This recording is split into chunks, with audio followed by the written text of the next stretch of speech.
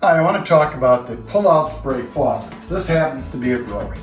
I'm Jim, the Grumpy Plumber, and I hope this advice helps you out a little bit. Hi, my dad Jim has been a plumber for 48 years. He's a master plumber in Michigan and a C36 licensed plumbing contractor in California.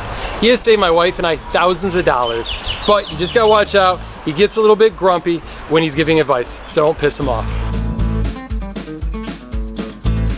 Pull-out spray faucets are really cool, very popular, which you see they pull out, you can do a lot of things with them, turn the water on, you fill a bucket, you have a spray. But the big problem with a pull-out spray is they might leak because when they go in and out, they sometimes get turned and this nut here loosens up on the Grohe.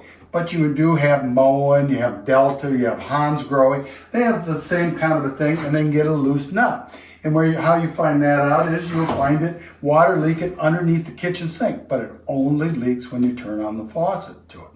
Now, you can just tighten this nut up right here with a wrench, or a pair of channel locks is what all plumbers tend to use.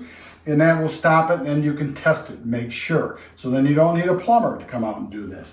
Or if it does leak on the inside, like this has an interior hose to it.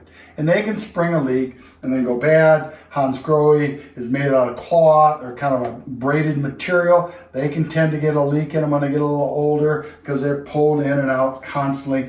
But what you could do if you have that problem is take a picture of it, call your plumber, and he can bring it with him, okay?